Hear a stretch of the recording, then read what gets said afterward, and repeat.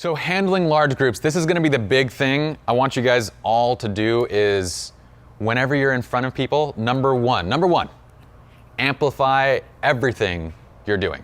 So if, for example, let's say I had Caitlin and Kevin standing right here. Oh, let's say I had Brandon and Andrea standing right here. If, for example,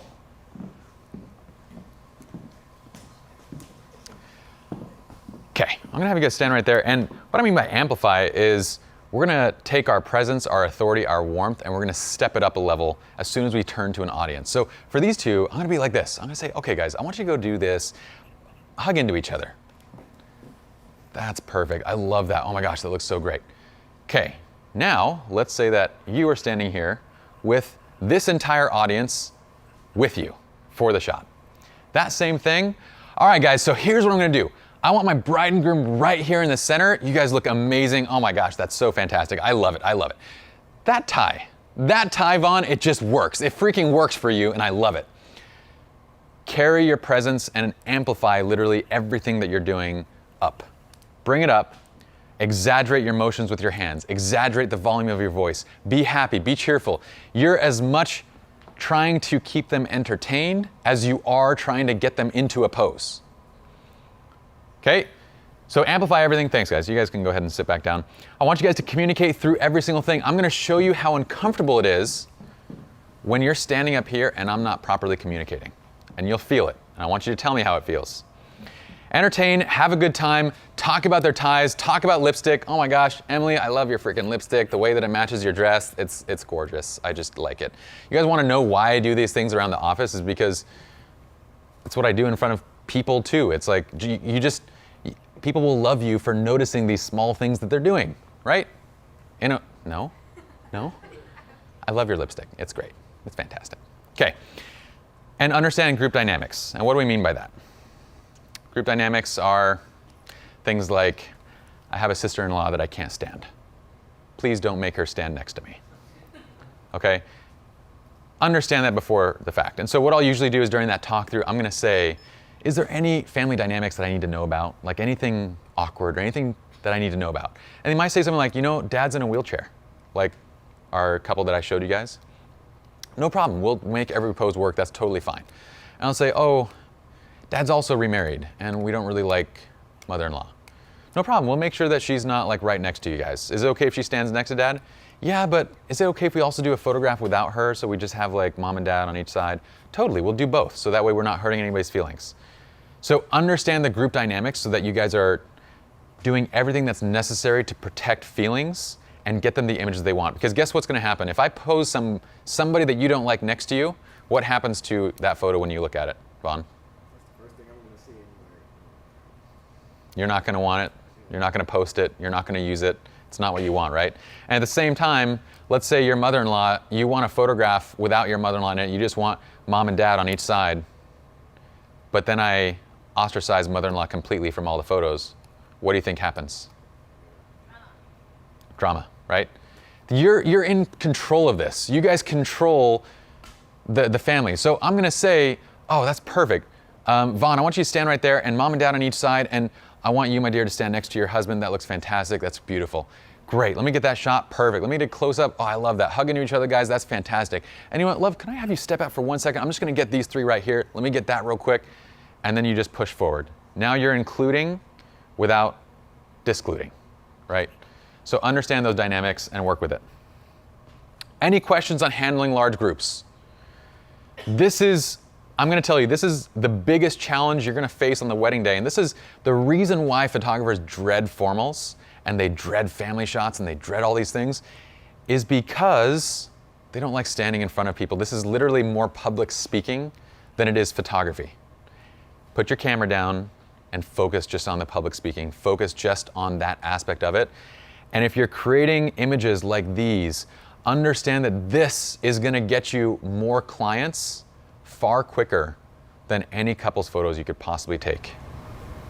On average, do you know how many minutes these particular poses took? Yes. The ones that you've been showing us? Yes. So on average, a group shot like this with roughly 12 to 16 people, expect to spend about 5 to 10 minutes posing and then shooting it. So I would say maybe like once you get good at this, 5 minutes to pose it is enough. I think we spent maybe 7 to 8 minutes with Chris's group, posing that large group. It was like 20 something odd people. It's fine. But know that the longer that you take for this, the more restless your group becomes, right? The longer the time is extended, the more you have to keep amplifying your personality and everything to keep them interested, to keep them engaged. And feel free to say things like, look, I know you guys are tired. I know you're exhausted. It's totally fine. Guys, if you all pay attention to me so I can get you guys into this pose, I'll get you in and out a lot quicker. Be loud, project your authority with your presence, with warmth, so we're not coming off as arrogant, right? Because that's very easy to say, hey guys, I need you to listen to me right now. We just projected authority, we had presence, and we lacked all of our warmth, and we came off like a dick. Do you have any other tips for when the client wants both the very elegant, time-consuming shot, but also more categorizations or groupings than you have time for? How do you word the hey, we can only do this or that kind of a decision that you have to put them to? So communication and planning, the first course in the wedding series, is all about controlling those expectations. The main thing is when a client says, oh my gosh, this is that photograph that I want above my mantle. This is that shot. Then we go, great. When the timeline comes, we say, hey guys, you said this was the shot that you wanted above your mantle. The only problem is you only gave us 5 minutes for all of your formals. And then you say, look, if we're gonna do that, that's great. I just wanna make sure we're able to have the time that we need to get the shots that you want. And that's when you're gonna say, a shot like this usually would take 10 minutes to set up and shoot. So if you wanna do 2 or 3 of these, that's about 20 to 30 minutes worth of these types of images. We wanna make sure we have the time for that. If you wanna do both sets of traditional and whatnot and editorial stuff, we're gonna need a little bit more time. So give us an hour for family formals and for all the shots that you wanna get. Or what we could do is we could do standard family shots for most of the relatives, and then we could do a couple editorial shots for the immediate family. So you're just gonna communicate that all up front when you get the timeline, when you realize what their wants and needs are, and when those two things don't match up, you're gonna make sure that they understand prior to. Put the choice onto them. What I'll usually say is, if we only have this choice, if we only have the time of doing one or the other, which would you prefer? And they'll say, you know, if we don't have time, just do the standard symmetrical shots. Just do those basic shots and that's good enough. Or, you know what they might say is, I just want these shots. If we don't have time, just do these. So, and by the way, again, you can do this shot with them both smiling and, you know, smirking and serious. So I would still rather have this shot as a smiling shot than have just the standard symmetrical formal for myself personally. If they were smiling, I'd rather have this over the other one. So it's gonna be, usually I'm not encountering clients that are like, oh, I gotta have this one and the standing symmetrical shot. It's one or the other.